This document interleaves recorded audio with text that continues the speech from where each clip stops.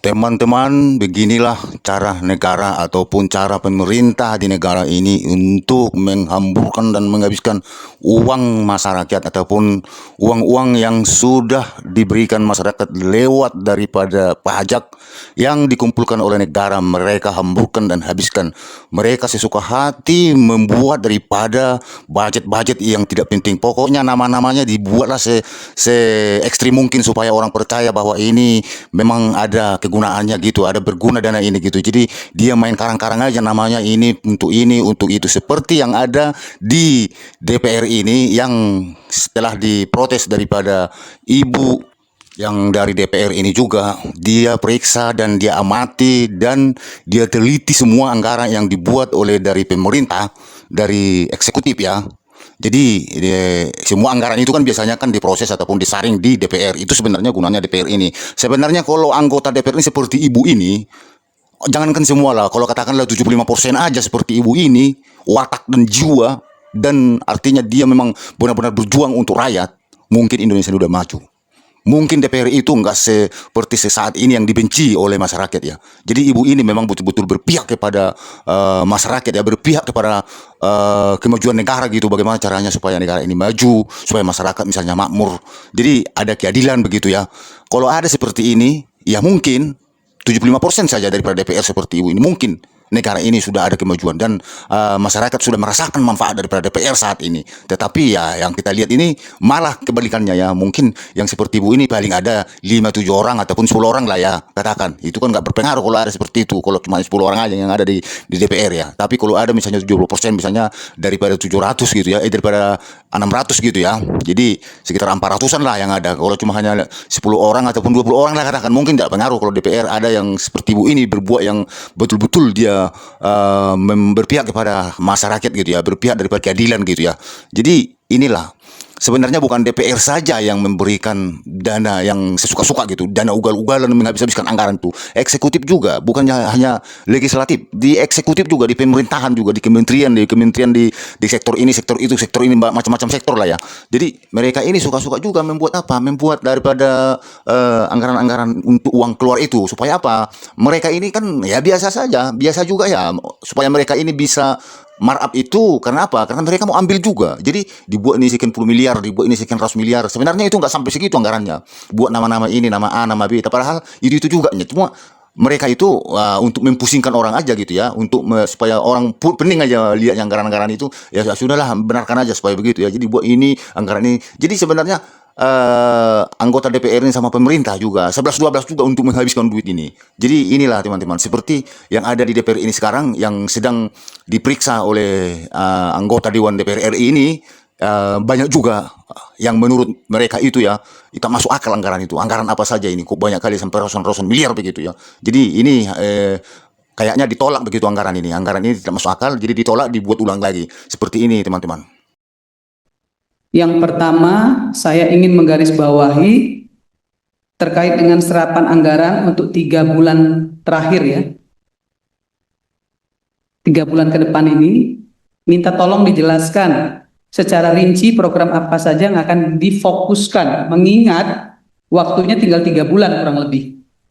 Jadi serapan anggarannya seperti apa dan apa saja yang menjadi target.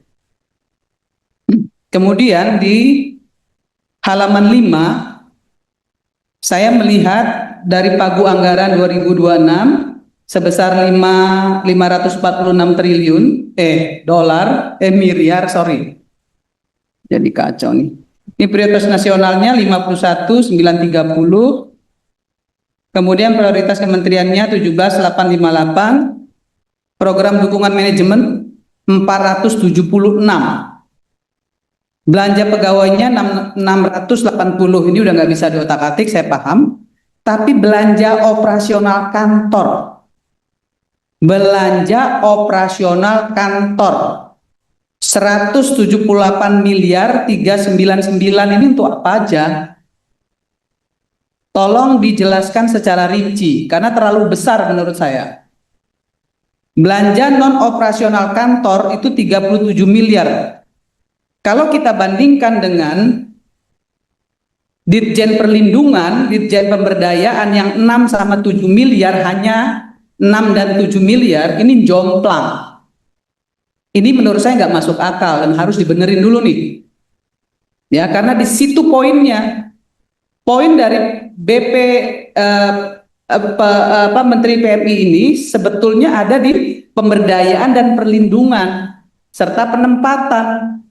Tapi justru di pemberdayaan dan perlindungannya kecil sekali. Sementara belanja operasional kantornya itu berapa kali lipat ini, 178 sama 37 dibandingkan dengan 6 sama 7 ini jauh sekali Pak Menteri. Saya minta ini dijelaskan secara rinci dulu. Kemudian di slide program Ditjen ya, program Ditjen P3KLN. Pelatihan peningkatan kompetensi. Saya ingin bawahi hati-hati perihal kompetensi, kemudian perizinan dan lain sebagainya yang di Kementerian Tenaga Kerja menjadi masalah. Pelatihan peningkatan kompetensi bagi PMI, target 137.500 orang. Anggarannya 770 miliar. Dalam bentuk apa ini? Di sini nggak dijelasin. Jadi kita buta nih, untuk apa ini? Anggaran 770 miliar ini untuk apa? Kemudian yang kedua, pemetaan pasar kerja luar negeri, potensi penyediaan dan permintaan PMI. Target 3 kegiatan, pemetaan, peta potensi penyediaan PMI, harmonisasi penyediaan dan permintaan PMI. Jumlahnya 15 miliar. Ini juga dalam bentuk apa? Nggak dijelaskan juga di sini. Standarisasi lembaga. Nah, ini standarisasi lembaga vokasi dan pembentukan 10 migran care, migran center, target 100 lembaga. Dianggarkan 11 miliar. Ini di mana saja? Ya, migran care-nya, migran centernya ini di mana saja nih? 10 ini. Mestinya diinformasikan ke kita ini supaya kita jelas lembaganya apa, tempatnya di mana, anggarannya berapa per lembaga. Kan sudah ada nih.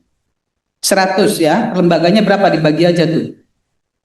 4, edukasi peluang kerja luar negeri dan migrasi aman. Edukasi loh, peluang kerja luar negeri. 125 paket dengan biaya 18 miliar. Per paketnya artinya 150 juta. Ya, ini untuk berapa orang nih? Di mana dilaksanakan dan edukasinya seperti apa? Kemudian dukungan administrasi pelaksanaan promosi, pemanfaatan peluang kerja luar negeri, dukungan administrasi. Ya, targetnya 10 layanan, anggarannya 5 miliar. Bentuknya juga seperti apa nggak dijelaskan. Saya masuk ke slide 11. Layanan penyiapan dan pelaksanaan penempatan PMI, skema pemerintah. Ini untuk pendaftaran, verifikasi dokumen, seleksi, interview, dan pemberangkatan PMI ada 65.000 orang. Per orangnya saya hitung 324.845. Ini bentuknya seperti apa? Targetnya apa atau outputnya apa? Penguatan atase perlindungan PMI. Ini apa yang dikuatkan? Untuk apa? Penguatannya itu, penguatan atase itu perlindungan PMI itu untuk apa? Ada 15 negara. Biayanya 8M loh per negara. Untuk apa? Untuk gaji atau untuk apa? Kemudian penguatan lagi nih, banyak banget nih penguatan nih. Penguatan pelayanan job order dan SIP 2MI, penampatan awak kapal niaga migran. Ya, saya juga ingin tanya nih, awak kapal itu domainnya Kementerian Perhubungan atau kita? Ini perlu mendapat penjelasan secara konkret. Nanti Pak Menteri harus jelaskan ini karena setahu saya awak kapal itu ya itu adanya di perhubungan. Tapi selalu yang menjadi korban adalah BP2MI biasanya. Nah, ini perlu menjadi perhatian untuk dibicarakan kepada Kementerian Perhubungan. Jangan anggarannya kita yang sediain, tapi pemungutan segala sesuatunya dilakukan oleh Perhubungan. Kemudian 5, penguatan pelayanan job order dan SIP 2MI, ini hampir sama nih. Penempatan non pemerintah, kenapa nggak dijadiin satu saja? Pemerintah dan non pemerintah ini dijadiin satu, ya, edukasinya, sehingga tidak menambah anggaran 2 kali lipat nih. Per orangnya 134.467 dari anggaran 21 miliar. Kemudian 6, penguatan pelayanan job order. Nah, ini sama nih. Penguatan pelayanan job order dan SP2MI non pemerintah pada pemberi kerja berbadan hukum. Kenapa juga nggak dijadiin satu? Dalam satu hari bisa 3 yang bisa diberikan kepada mereka untuk bisa mendapatkan penguatan, sehingga tidak ada biaya 3 kali nih. Ya, per orangnya 102.534. Kemudian penguatan lagi, pengawasan dan pengendalian lembaga, pelaksana dan pendukung penempatan. Ini nggak tahu apa lagi nih. Ya, 50 lembaga, satu lembaganya diberi 1,78 M. Ini apa lagi ini nih? Ini ininya, apa namanya? Bentuknya apa ini? Bendanya apa ini? Mesti dijelasin nih. Ya, edukasi peluang kerja luar negeri dan migrasi aman. Per paketnya 150 juta loh ini, gede banget nih. Edukasi peluang kerja luar negeri dan migrasi aman, kepada siapa diberikan dan untuk apa, outputnya apa? Dukungan administrasi pelayanan penempatan PMI, target 10 layanan, per layanan kurang lebih 2 M. Ya, dukungan administrasi loh ini. Bayangin segede gitu. Penguatan ini di Dirjen Perlindungan nih.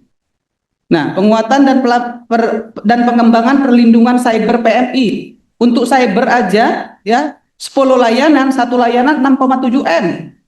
Tolong jelasin, cyber seperti apa, siapa penerimanya, outputnya apa. Penguatan pengawasan, pencegahan, dan penindakan penempatan non-prosedural pekerja migran Indonesia. Target 400 orang, anggarannya 25 miliar. Ya, satu orangnya sekitar 63 ribu nih. 63 juta ya. Iya, kalau tidak salah. Dalam bentuk apa ini?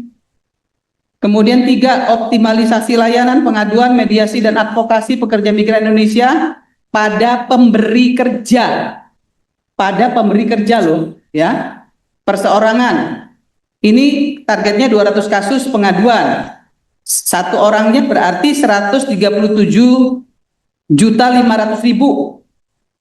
Dari 27 miliar dibagi 200 kasus. Nah, kemudian optimalisasi layanan pembinaan mitra perlindungan PMI. Target 70 lembaga, anggarannya 19 miliar. Artinya satu lembaga 275.700.000. Dalam bentuk apa? Lembaganya apa saja, outputnya apa? Kemudian 5, optimalisasi pelayanan pengaduan, mediasi, dan advokasi pekerja migran Indonesia pada pemberi kerja berbadan hukum. Kenapa tidak disatukan tadi dengan yang di atas? Edukasinya, supaya nggak ada 2 anggaran. Anggarannya 43 miliar untuk 300 kasus pengaduan. Ya, per kasus pengaduan 146 juta. Dukungan administrasi pelayanan pelindungan PMI, target 10 layanan, anggarannya 19 miliar, berarti satu layanannya 1,9 miliar. Ini dukungan administrasi loh bentuknya. Terus outputnya apa untuk perlindungan pekerja migran? Edukasi perlindungan PMI dan migrasi aman, tadi di depan sudah ada juga. Ya, targetnya 125 paket, anggarannya 18 miliar, berarti satu paketnya 150 juta. Ini untuk apa, outputnya apa, kepada siapa? Jadi pimpinan, mohon maaf ya, kita akan support ya BP2MI ini, karena BP2MI ini adalah penghasil devisa negara kedua setelah sawit.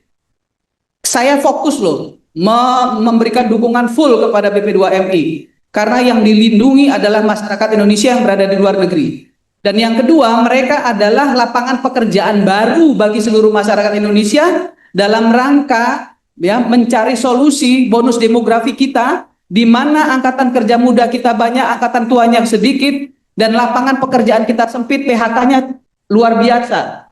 Ya, jadi harapan kami Komisi 9 kepada BP2M ini sangat besar, dan kami memberikan dukungan sepenuh-penuhnya agar masyarakat Indonesia yang tidak punya pendidikan formal cukup bisa diberikan pendidikan vokasi dan bisa kerja di luar negeri, yang akhirnya membuat tingkat pengangguran di Indonesia berkurang. Itu intinya.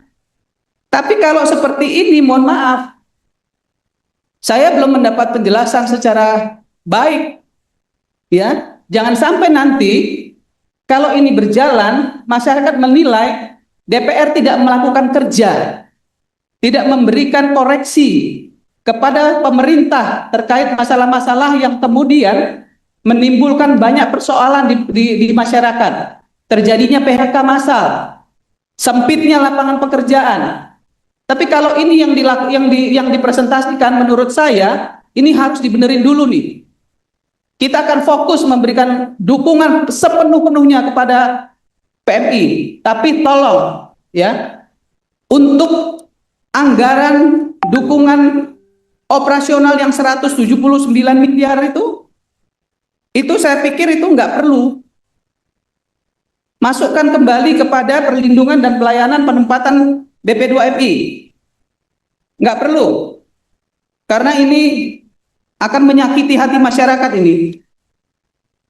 Saya ingin kita semua punya pemikiran yang sama, pimpinan, karena jangan sampai nanti kita kembali menjadi bulan-bulanan karena kita tidak melakukan kerja secara efektif kepada pemerintah, SEQ kementerian. Saya minta kepada Kementerian BP2MI untuk mengkoreksi kembali ya anggaran yang tadi, yang saya sebut tadi. Belanja operasional kantor 178 miliar, kemudian belanja non operasional kantor 30 miliar, 37 miliar. Ini totalnya hampir 200 miliar sendiri nih. Tolong ini diperbaiki dulu pimpinan. Kalau ini diperbaiki, saya masukkan kepada penempatan perlindungan pemberdayaan pekerja jauh lebih baik. Akan jauh lebih bermanfaat. Sehingga ya bisa membuat BP2MI ini menjadi solusi bagi ketidakadaan lapangan pekerjaan yang sempit hari ini. Saya kira itu saja yang ingin saya sampaikan. Mudah-mudahan ini bisa kita perbaiki ya, kemudian menjadi solusi bagi bangsa ini, bagi masyarakat agar mereka bisa mendapatkan pekerjaan baik di dalam maupun di luar negeri. Terima kasih, saya tutup dengan wallahul